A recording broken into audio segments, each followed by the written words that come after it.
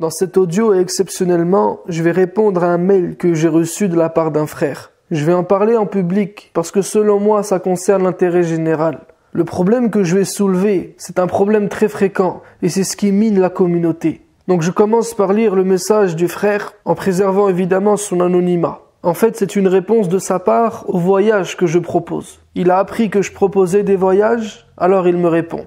Il me dit: j'estime qu'avec ces histoires de voyage, tu t'égares. Et je n'ai pas voulu être le témoin d'un égarement manifeste. J'ai le sentiment que tu transformes la religion en business. Et tu invites des femmes, sans être accompagnées, à voyager avec toi, subhanallah. Alors que le prophète a interdit que les femmes voyagent sans mahram. Et pire, tu proposes que les gens peuvent avoir rendez-vous avec toi en privé, sans spécifier que ce rendez-vous privé est uniquement réservé pour les hommes. Par ces projets, tu fais le lit de Shaitan, en attirant les gens dans ce bas monde et en encourageant la mixité par le voyage et par des lieux comme les hôtels. Je ne suis pas quelqu'un qui intervient dans les réseaux sociaux, mais par Allah, je n'ai pas voulu qu'Allah me reproche de ne pas t'informer de ce que je pensais du chemin que tu prends.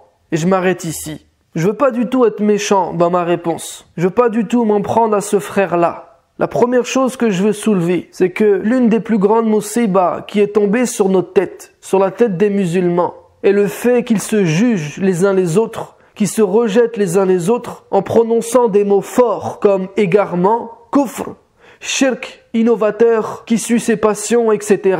Wallahi, chaque parole qui sort de notre bouche est écrite, est expédiée et archivée pour le jour du jugement. Alors attention, lorsque tu t'adresses à quelqu'un, même quand Allah a envoyé Moussa vers Pharaon, ce tyran, Allah lui a dit: parle-lui de manière convenable, parle-lui avec douceur, parle-lui gentiment, parle-lui bien, adresse-lui des paroles douces. Et malgré cet enseignement coranique, nous on se permet à nos frères et à nos sœurs de les taxer d'égarement. Tu sais ce que c'est l'égarement? Tu sais où il mène l'égarement? Il mène en enfer. T'es qui toi pour te permettre de juger une personne de cette manière? Tu la connais? Tu la connais même pas. Et le pire, c'est que tu la juges sur un sujet que tu ne maîtrises même pas. Et c'est ça le problème. C'est ça le musiba. C'est qu'on parle sans connaître, sans maîtriser les sujets que l'on traite. Et mon frère, ma sœur, si tu ne maîtrises même pas le sujet, et que tu condamnes maintenant la personne qui est en face de toi, et que tu prétends que la personne qui est en divergence avec toi, qui n'est pas d'accord, qui ne partage pas les mêmes opinions, les mêmes positions, s'est égarée, mais elle est où ta taqwa? Elle est où ta piété? Elle est où ta crainte d'Allah? Il n'y a plus de rahma dans notre comportement, malheureusement. La seule petite rahma qui nous reste, elle nous fait dire: Miskin Hadaï va aller en enfer, il faut que je lui fasse un rappel. Mais ça, c'est pas de la rahma. Ça, c'est de l'ignorance, c'est de la haine maquillée en miséricorde. Plutôt que de demander à la personne, de l'interroger, de chercher à comprendre pourquoi elle a fait ci, pourquoi elle a fait ça, nous on condamne directement son action. Heureusement que le prophète sallallahu alayhi wa sallam ne se précipitait pas comme ça. Quand on venait lui rapporter des choses sur un tel ou un tel, il allait voir cette personne et il lui demandait: pourquoi tu as fait ça? Parce que ça change tout. En comprenant les motivations, les raisons qui ont poussé la personne à faire ça, ses intentions, là tu vas te dire: ah ouais, c'est vrai, vu comme ça, il a raison. Vu comme ça, c'est légitime. Et en faisant cette démarche, en interrogeant, en dialoguant avec des personnes que certains avaient condamnées, le prophète alayhi salatu wassalam a fini par approuver leur pratique. En disant par exemple qu'Allah t'aime comme tu l'as aimé ou comme tu as aimé son livre. Faut pas se précipiter, attention. La précipitation, elle vient de Shaitan. La haine, elle vient de Shaitan. Quand je reçois des messages qui me disent qu'Allah te maudisse, qu'Allah te châtie, parce que j'en reçois, je sais que ces mots n'ont été écrits que sous l'influence de Shaitan. Et le comble, c'est que pour eux, c'est moi qui travaille pour Shaitan. Personnellement, je prends Allah à témoin que les critiques ne m'atteignent pas. Allah m'a fait comme ça, alhamdulillah. J'arrive à accepter les critiques quand elles sont fondées et je tombe pas en dépression quand on salit mon honneur. Pour moi, mon objectif ne se résume pas à ma petite personne. L'objectif est beaucoup plus grand. Même si ça touche évidemment, parce qu'on reste des êtres humains. Mais c'est pas pour me défendre moi que je fais cette vidéo. Mais c'est parce que cette musiba, qui est devenue une habitude, fait des ravages dans la communauté. Il y a beaucoup trop de jugements par ignorance et beaucoup trop de paroles sans rahma. Personnellement, quand j'ai commencé à apprendre, étudier ma religion, l'effet que ça m'a fait, c'est que je suis devenu de plus en plus tolérant. Avant, quand je connaissais rien, quand je connaissais pas la pluralité, je n'avais aucune ouverture d'esprit. J'étais borné, j'étais obtus. J'avais une tête triangulaire. Alors je pointais du doigt. Alors je me moquais. Alors je condamnais des choses que Wallahi Allah et son prophète n'ont ni ordonné ni interdit. J'avais haramisé ma religion. En vrai, c'était pas moi. Mais moi, je suivais comme un mouton. J'étudiais pas en fait. Je répétais bêtement les fatawas de tel ou tel savant. Des hadiths selon le sens littéral. Des textes complètement sortis de leur contexte. Et maintenant, je suis plus comme ça. Et ma vie est beaucoup plus belle. Et mon cœur beaucoup plus doux. Et ma religion beaucoup plus grande. Peut-être qu'en apparence, on va dire qu'avant, j'étais beaucoup plus attaché à ma religion. Parce que Zama, j'étais dur. Mais en vérité, avec le recul, je le dis et je l'avoue, j'étais ignorant. Mon apprentissage de la religion était superficiel. Mais comme je suis un minimum sérieux et un minimum sincère, j'ai continué mon cheminement et je suis rentré plus en profondeur. Et petit à petit, j'ai découvert une autre religion. Grâce à Allah, je suis pas resté à la surface. Et heureusement, parce que sinon je me serais pris vague après vague. J'aurais bu la tasse, j'aurais coulé et je me serais noyé. Parce que c'est impossible de nager dans une religion complètement dénaturée. Faut avoir le courage de plonger. Et plus tu descends en profondeur, plus tu découvres des merveilles. Tout en haut, c'est la tempête. Alors que dans le fond, c'est le calme apaisant. C'est magnifique. En haut, c'est gris. En bas, il y a des couleurs. C'est ça la différence entre la religion que les musulmans pratiquent aujourd'hui et celle que les sahaba pratiquaient à leur époque. Il n'y avait pas toutes ces prises de tête, il n'y avait pas toutes ces complications. Pourquoi? Parce que ces gens suivaient le prophète, alayhi salatu wassalam. Et wallahi, le prophète n'était pas quelqu'un de dur. Ce n'était pas une tête triangulaire, avec un esprit obtus, quelqu'un de compliqué. Parce qu'il était le messager d'un Seigneur qui est sage, qui est savant, qui est Ar-Rahman Ar-Rahim. Un Seigneur qui est là pour te libérer, pour que tu vives épanoui, qui ne fait pas que t'ordonner et t'interdire, qui te rend la vie impossible, qui t'interdit tout, même ce qui n'est pas logique, même s'il n'y a aucune sagesse. Wallahi hasha, ça c'est insulter Allah, ça c'est mentir sur Allah, et c'est ça qui est grave. La quasi-totalité des sujets à polémique qui provoquent ce qu'on appelle le takfir, on s'excommunie de l'islam. On dit de tel ou tel musulman, Hada c'est un kafir, Hada c'est un apostat, celui-là c'est un innovateur, celui-là c'est un égaré. La plupart de ces sujets ne sont même pas traités dans le Coran, mais ils ont été traités par les savants. Et toi tu vas me dire, oui, mais ils se sont basés sur les hadiths du prophète sallallahu alayhi wa sallam. Sauf que mon frère, la science du hadith c'est une science humaine, donc faillible. La parole d'Allah a été protégée, préservée, et on est tous d'accord là-dessus. Mais sur les hadiths, est-ce qu'on est tous d'accord? Les savants ne sont pas tous d'accord. Le même hadith, pour un savant, il est authentique, pour l'autre, il est faible, il est faux, il est inventé. Le même hadith, tel savant, il va le prendre de manière littéraliste. Et il va en sortir un hukm, une loi, un statut juridique. Et l'autre savant, il va dire non. Voilà le contexte de ce hadith. Les savants ont fait leur travail, ont fait leur ijtihad, leur effort d'interprétation, etc. Et c'est tout à leur honneur. Ils ont voulu consacrer leur vie à ça, qu'Allah les récompense pour le bien qu'ils ont fait et leur pardonne leurs fautes et leurs erreurs. Et d'ailleurs, on fait tous des fautes et des erreurs.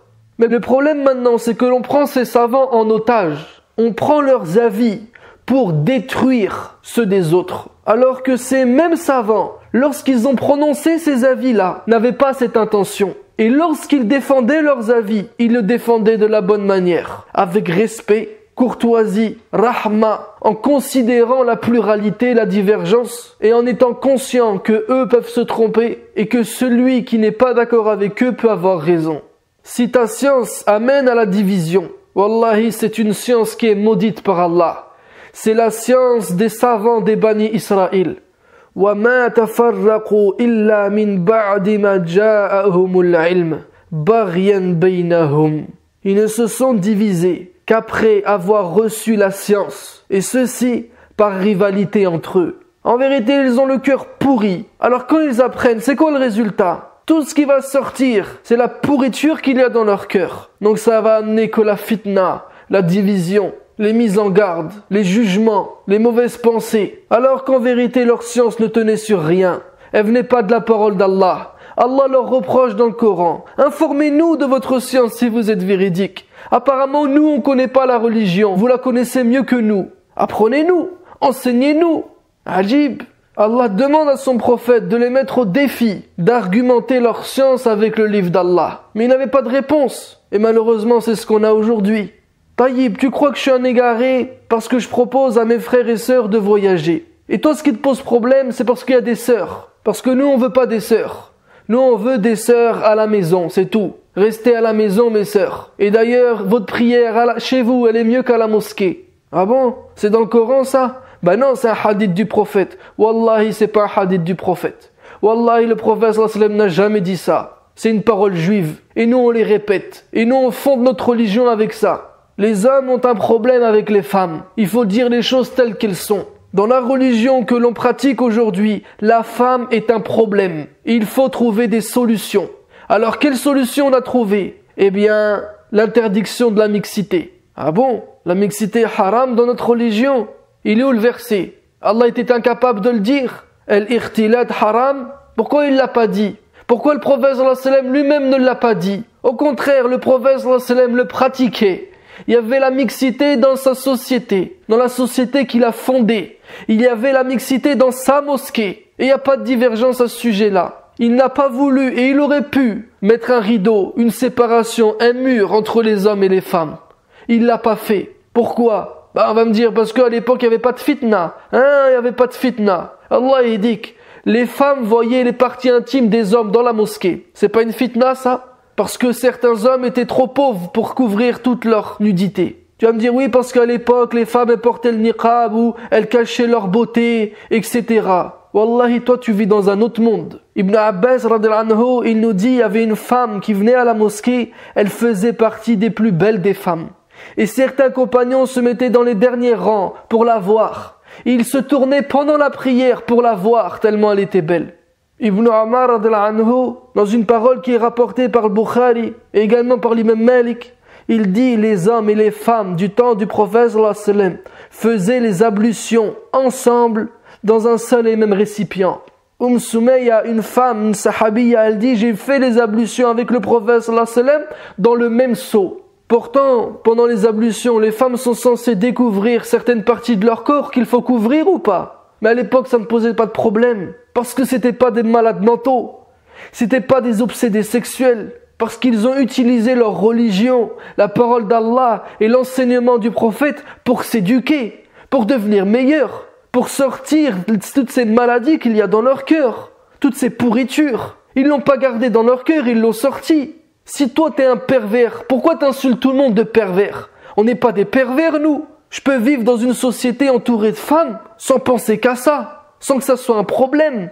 De tout temps, toutes les sociétés qui ont existé, il y a toujours eu la mixité, c'est quelque chose de normal et de naturel. Comment tu veux combattre ça? Et tu crois qu'Allah il a descendu la révélation pour ça? Allah il dit, Allah il nous dit, Moussa alayhi salam, quand il a voyagé d'Égypte jusqu'à Médiane et qu'il s'est arrêté parce qu'il était fatigué, il a vu des femmes. Et Moussa alayhi salam, il leur a parlé ou pas? Il est allé leur parler ou pas? Et elles lui ont répondu ou pas? Il y en a, ils vont même te dire que la voix de la femme, c'est la aura. La voix de la femme, on ne faut pas l'entendre, on ne veut pas l'entendre. Ajib, on a falsifié notre religion. On va en contradiction claire et nette avec la parole d'Allah et la pratique du prophète sallallahu alayhi wa sallam. Les femmes dans la mosquée du prophète, elles prenaient la parole. Elles se levaient devant les hommes et elles répondaient au prophète. Et elles posaient des questions au prophète. Et ceci a perduré après sa mort, du temps des Sahaba, du temps de Omar ibn al-Khattab par exemple. Ces femmes-là, on les connaît, on connaît leurs noms. Pourquoi elles étaient connues? Mais parce qu'on les voyait, parce qu'elles étaient vivantes. Elles n'étaient pas mortes dans leur maison. Ces femmes-là travaillaient. Et quand elles travaillaient avec les hommes. Elles étaient en contact des hommes. Et les hommes étaient en contact des femmes. Mais il n'y avait pas ce contact physique. Cette mixité était saine. Parce que ce n'étaient pas des malades mentaux. Comme Moussa alayhi salam. Quand il a vu ces femmes qui étaient en train de travailler, en train de s'occuper de leur bétail, il leur a parlé, elles lui ont répondu. Ensuite, elles sont rentrées chez elles. Puis elles sont retournées le chercher pour l'inviter à la maison. Ajib, la mixité, elle existe dans le Coran. Quand les anges y sont venus chez Ibrahim sous apparence humaine pour lui annoncer la naissance d'un enfant, c'est qui leur a répondu? Ibrahim? Non! Allah il nous dit c'est sa femme. C'est sa femme qui était étonnée, qui était contente. Alors on va dire, elle était derrière un rideau, mais ça tu l'inventes de ta tête. Allah il nous dit, elle leur a répondu, ça veut dire elle était là avec eux dans la même pièce, ils mangeaient ensemble. Et pourtant c'est Ibrahim alayhi salam. Mais le problème, nous on invente. On prend dans la parole d'Allah, on la falsifie pour que ça soit conforme à nos passions, aux maladies qu'on a dans le cœur. On a inventé que quand Moussa alayhi salam il est parti avec ses femmes chez elle, qu'il avait invitées, et ben lui il se mettait devant. Et elle jetait des cailloux à droite et à gauche pour lui dire voilà, va à droite ou va à gauche. Mais c'est quoi cette invention? C'est quoi ces inventions? C'est même pas logique. On dit elle jetait des cailloux pour pas faire entendre leur voix. Et lui il marchait devant pour les avoir dans leur dos pour pas voir leur forme. Mais Adjib, il y a 5 minutes il leur parlait. Elle lui répondait. Il y a 5 minutes il les a vus.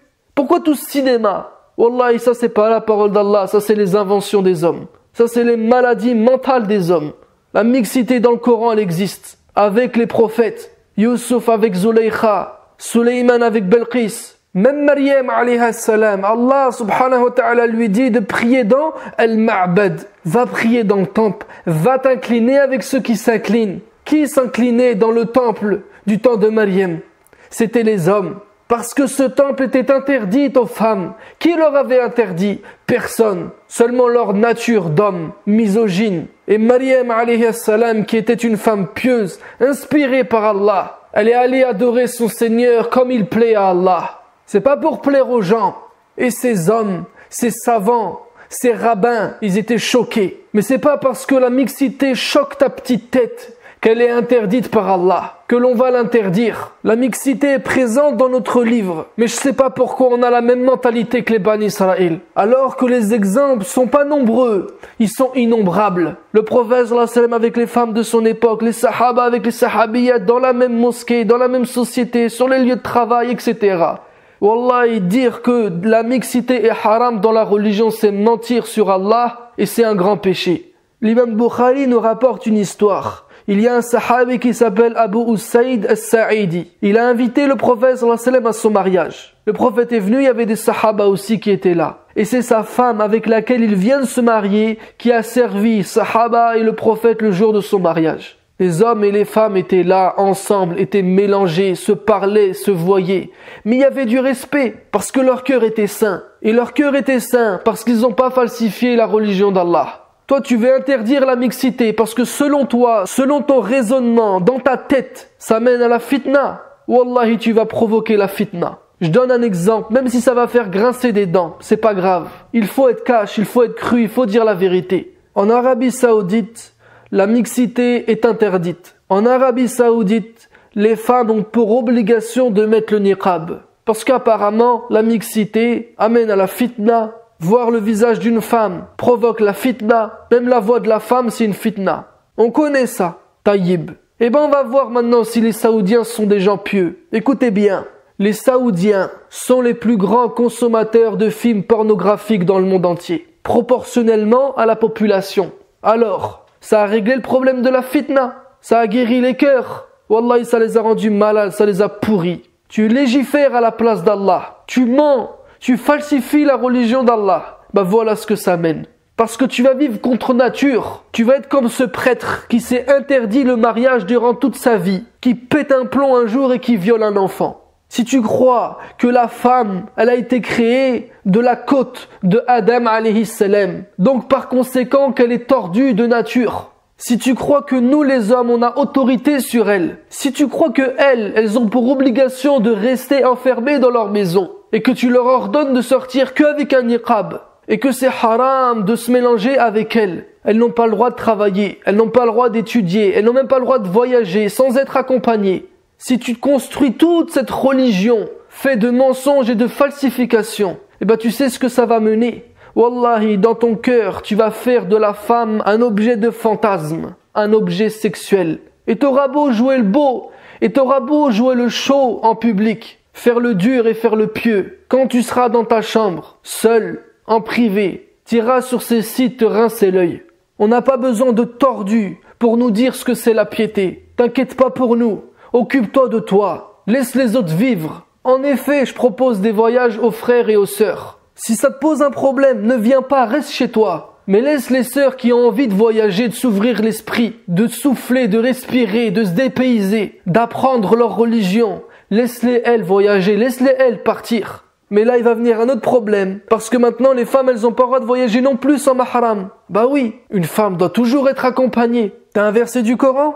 Non, t'as pas. D'accord. Par contre, je sais ce que tu as. Tu as un hadith du prophète, alayhi salatu wassalam, rapporté par Bukhari, que la majorité des savants utilisent d'ailleurs, pour interdire à la femme de voyager sans mahram. Taïb, récite-moi ce hadith s'il te plaît. Tu vas me dire, le prophète sallallahu alayhi wa sallam a dit, rapporté par Bukhari et Muslim, qu'une femme qui croit en Allah et au jour dernier ne doit pas traverser la distance que l'on parcourt en un jour sans être accompagnée par un mahram. Donc un membre de sa famille, avec qui elle peut pas se marier, ou alors son mari. Ok Taïb, est-ce que tu sais déjà que même les savants qui prennent pour référence ce hadith ont des divergences entre eux? Parce que ce hadith a plusieurs versions. Une version dit la distance d'un jour de voyage, un autre 3 jours de voyage, un autre 1 jour et 1 nuit.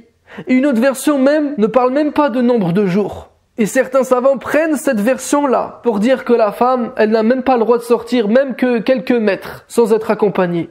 Taïb, mais s'il te plaît, sois honnête. Dis-nous aussi que d'autres savants nous rapportent le contexte dans lequel le prophète sallallahu alayhi wa sallam a prononcé cette parole. Dans un contexte d'insécurité. Dans une société où la femme qui voyageait seule était menacée. Elle pouvait être attaquée, violée, etc. Ils nous disent donc que ce hadith n'est pas un hadith juridique qui interdit au nom de la religion de manière catégorique et générale à la femme de voyager sans mahram, mais c'est un hadith social. Le prophète sallallahu alayhi wa sallam a mis une loi en place à la lumière d'un certain contexte. C'est pour ça que les Malikites, et ce ne sont pas les seuls, le premier madhab de l'imam Shafi'i par exemple à Bagdad, et d'autres savants aussi, nous disent que tant qu'elle est en sécurité, la femme peut voyager sans mahram sans aucun problème. D'ailleurs, ce hadith-là, quand il est arrivé aux oreilles de Aïcha, elle l'a commenté en disant « Mais c'est pas toutes les femmes qui peuvent trouver un mahram. » Regarde comment Aïcha ne prend pas les textes de manière littéraliste. Elle connaît son mari, elle connaît le messager d'Allah. Elle n'est pas dans l'émotion en disant « Ah, le messager d'Allah a dit. » Non, elle se permet de poser des questions. Elle se permet de remettre en question. Combien de pseudo-hadiths sont arrivés à ses oreilles? Elle a dit « Wallahi, le prophète sallallahu alayhi wa sallam n'a jamais dit ça. » Il n'aurait pas pu dire ça, parce que c'est en contradiction avec un verset du Coran ou une pratique qu'elle a vue chez lui. Donc s'il te plaît, lorsque tu te permets de donner un avis religieux, lorsque tu te permets de parler au nom d'Allah et du prophète, sois honnête et donne toutes les versions, donne tous les avis, expose tous les textes, explique qu'il y a une divergence. Et pourquoi il y a une divergence? N'as-tu jamais entendu ce hadith rapporté par Bukhari, alors que pourtant il est connu, dans lequel le prophète sallallahu alayhi wa sallam a dit « Allah parachèvera cette affaire, propagera cette religion, jusqu'à ce qu'une femme pourra sortir de Hira, c'est une région dans le sud de l'Irak, et viendra faire le pèlerinage à la maison d'Allah, sans craindre quiconque à part Allah. » Dans ce hadith, le prophète sallallahu alayhi wa sallam est en train d'annoncer une bonne nouvelle, fait ce qu'on appelle el-imtinan, c'est-à-dire il annonce une bonne chose, un bienfait. Et pour les Malikites, lorsque le prophète sallallahu alayhi wa sallam fait cela, c'est toujours pour parler d'une chose qui est licite et autorisée. Et quelle bonne nouvelle il annonce dans ce hadith authentique? Il dit que les femmes pourront voyager seules de l'Irak jusqu'à la Mecque sans craindre qu'aucun mal ne leur arrive. Il annonce la bonne nouvelle aux musulmans. Alhamdulillah, bientôt le dîn va se propager, la sécurité et la paix vont régner et chacun pourra vivre sa vie librement, tranquillement. Les femmes pourront voyager seules sereinement. Voilà pourquoi les Malikites et autres nous disent que tant qu'il y a la sécurité, la femme peut voyager sans mahram. Et lorsque le prophète sallallahu alayhi wa sallam avait interdit aux femmes de voyager sans mahram, c'était pour une raison bien précise, dans un temps déterminé. Mais nous, musulmans aujourd'hui, on n'est même pas capable de procurer cette sécurité à nos mères, à nos sœurs, pour les faire venir faire la Umrah et le Hajj tranquillement. Les femmes qui ont moins de 45 ans ne peuvent pas faire le Hajj et la Umrah sans être accompagnées d'un mahram. D'où vient cette limite d'âge? On a inventé, on a falsifié notre religion, on a rendu les choses compliquées, on a été injuste envers la religion d'Allah, on a bafoué le droit des gens, on a séquestré notre dîn. Aujourd'hui, il est kidnappé par certaines tendances, certaines idéologies. On s'est tellement fait bourrer le crâne avec des doctrines qu'on n'arrive plus à s'en détacher. On a maintenant trop de préjugés sur la religion. Il faut pratiquement recommencer de zéro pour tout déconstruire. Et j'avoue que je suis triste, je suis un peu dégoûté qu'on en soit encore là, à traiter ce genre de sujet. Je trouve que c'est la honte qu'on soit complexé par des banalités comme celle-là. Tout ça parce que tu connais 2-3 hadiths, tu fondes ta religion là-dessus. Frère, ces hadiths que tu viens de lire, ça fait bien longtemps qu'on les connaît. Et le truc c'est que toi tu sais pas ce qui se cache sous ces hadiths. Tu sais pas non plus qu'il existe d'autres hadiths qui viennent nuancer ces hadiths que tu connais ou qui viennent les contredire. Mais qu'est-ce que tu vas dire maintenant? Est-ce que tu vas reconnaître? Est-ce que tu vas te calmer? Ou est-ce que tu vas faire comme certains qui s'emportent, qui restent bornés, qui ont une idée en tête et qui sont prêts à rejeter l'évidence plutôt que de se remettre en question? Et t'as vu quand t'entends un autre son de cloche, ça ouvre de nouvelles perspectives. La religion prend une autre dimension. Elle s'ouvre et s'élargit. Et ça c'est important. Parce que celui qui ne comprend pas le din, il ne peut pas connaître Allah. Celui qui va mélanger la religion avec la culture et les traditions, il va réduire Allah Rabbul Alamin au rang des créatures. Il verra Allah comme un tyran prêt à lui sauter dessus au moindre faux pas. Un Dieu qui déteste ce monde et la plupart de ses habitants. Et ça, c'est avoir des mauvaises pensées sur Allah. Allah subhanahu wa ta'ala n'est pas ce Dieu-là. Allah est le Dieu que Muhammad alayhi salatu wassalam adorait. Allah est le Dieu qui a agréé et qui a été satisfait toute la vie de Muhammad alayhi salatu wassalam. Il n'y a qu'un fanatique ou un ignorant pour dire que le prophète a éradiqué la mixité de sa société. Est-ce que toi t'es plus pieux que lui? Est-ce que tu prétends être plus pieux que ses compagnons qui l'ont suivi? Alors redescends sur terre, remets-toi en question et laisse les autres tranquilles. Libère les gens de tous ces carcans, de toutes ces innovations qui sont venues se greffer à notre religion. Laisse les femmes sortir. Laisse tes sœurs voyager si c'est pour un khayr. Le pire c'est que les femmes maintenant elles sont même pas tout seules quand elles voyagent. Par exemple quand elles viennent avec moi en voyage. On est dans un groupe. On est tous ensemble. C'est encadré. On est tous musulmans. Il y a un programme religieux, etc. Tout le monde profite. Tout le monde se respecte. Donc elles vont même pas voyager seules. Elles vont pas être toutes seules dans le désert et des brigands vont l'attaquer. Mais non. Apparemment c'est un égarement ça. Dans la tête de certains. Et ça c'est le cas pour tous les sujets. Tous ces sujets sur lesquels certains musulmans sont catégoriques, c'est haram. Si tu prends tous ces sujets un par un, en fait tu vois que non, c'est pas haram, au contraire ils étaient pratiqués par le prophète sallallahu alayhi wa sallam, par sahaba, par les pieux prédécesseurs, etc.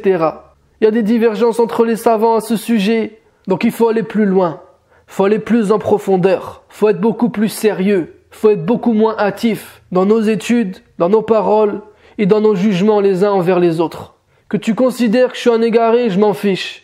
C'est pas mon problème, c'est le tien. Personnellement, je sais pourquoi je propose des voyages. Et je sais aussi le bien que cela fait à ceux qui participent à ces voyages. Parce que je l'ai vu, je l'ai vécu, je l'ai entendu. Ces voyages permettent à un groupe de se former pendant une dizaine de jours, de vivre ensemble, dans le respect, de manière saine, dans la fraternité, autour d'un programme religieux, dans lequel plusieurs heures par jour on va retracer la vie du prophète alayhi salatu wassalam. On est souvent dans un cadre naturel, au milieu de la nature, des paysages, on se balade, on découvre, on apprend, on discute les uns avec les autres. Et wallahi je le dis, et tous ceux qui ont participé au voyage peuvent le dire, peuvent en témoigner.